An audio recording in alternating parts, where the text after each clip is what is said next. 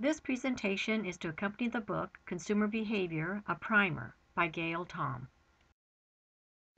Social stratification has been found in every society that has been studied. It exists in every country today. The number of social strata, as well as the size, differs from country to country. This is a list of income distribution measured by the Gini coefficient. The lower the Gini number, the more evenly the income is distributed. Denmark has the lowest Gini coefficient. It is a country with the highest income equity. The United States rank is 92. It is a country where there is a noticeable gap between the haves and the have-nots. This map shows the equity of the world's income distribution. The lower the Gini coefficient, the more equitable the income distribution. Income equity in the United States is more like China than Australia or Canada. These matrimonial ads, common in Hindu cultures, illustrate that social stratification plays an important role in people's lives.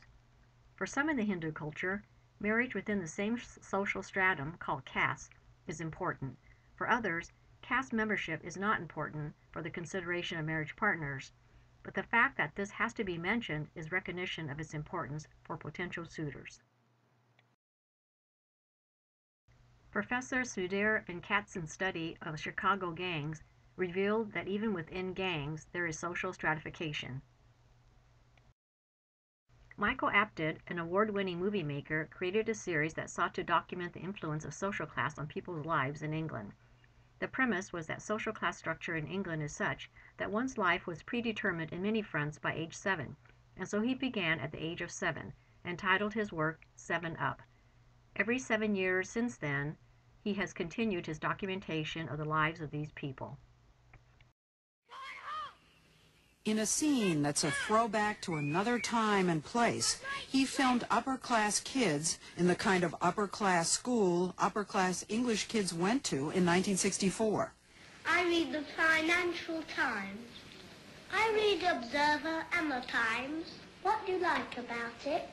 Well, I usually look at the headlines and then read about them, about it. At the opposite extreme, Apted went to a children's home funded by charity, where he found Paul and Simon.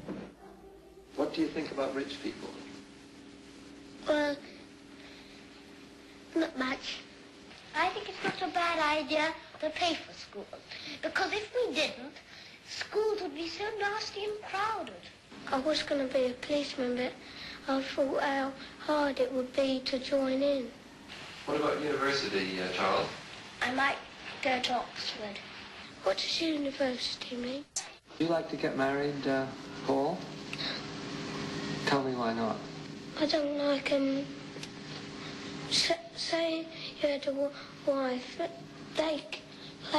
say you had to eat what they cooked you, and say I don't like greens, well I don't, and say she said you have to eat what you give, so I don't like greens, say she gives me greens. In general, people recognize that there are social strata in their society. They are comfortable with people in their social stratum and feel like they are social equals who share similar values and lifestyles. Here we see a humorous portrayal of social classes in England. I look down on him because I am upper class. I look up to him because he is upper class. But I look down on him because he is lower class. I am middle class.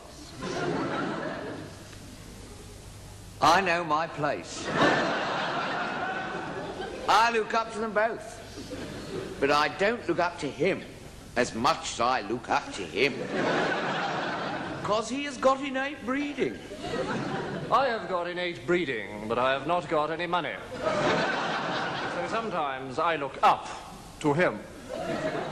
I still look up to him. Because although I have money, I am vulgar. But I'm not as vulgar as him. So I still look down on him. I know my place. I look up to them both. But while I'm poor, I'm industrious, honest and trustworthy. Had I the inclination, I could look down on them. But I don't. We all know our place, but what do we get out of it? I get a feeling of superiority over them. I get a feeling of inferiority from him, but a feeling of superiority over him. I get a pain in the back of my neck.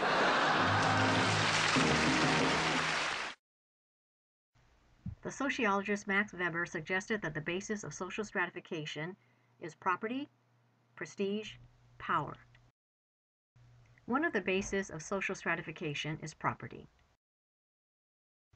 This is the Forbes list of the world's richest in 2010. We'll take a closer look at the top 10. The richest man in the world is a self-made billionaire who made his fortune in telecom. We all know Bill Gates.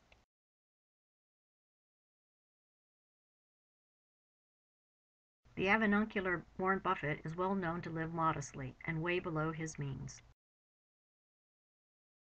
The fourth richest person in the world resides in Mumbai, India. His fortune lies in petrochemicals, oil, and gas. The fifth wealthiest person started his fortune with an inheritance.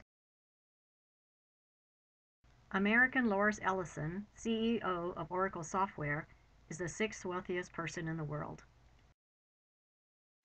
The seventh wealthiest person represents French luxury brands. Brazilian Eric Batista's mining and oil fortune puts him at number 8.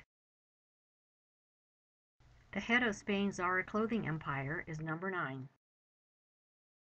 At number 10, at the age of 90, is Karl Albrecht of Germany. His wealth lies in the retail sector. This is where the billionaires reside.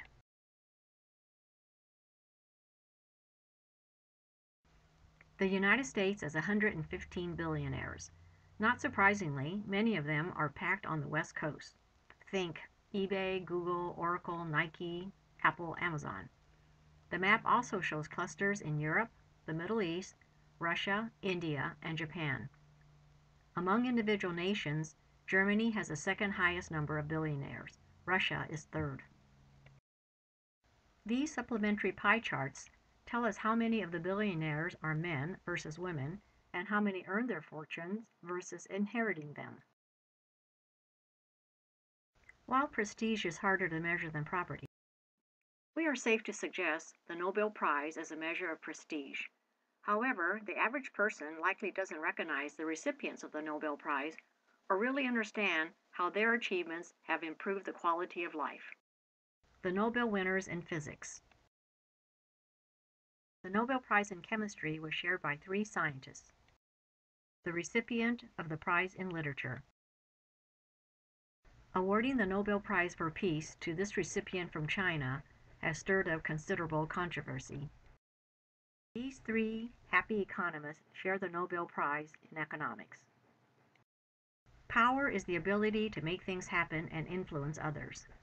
There are many ways to measure power. We turn once again to Forbes' ranking for an example. In 2010, these were the power people as measured by pay, media ranking, and social ranking.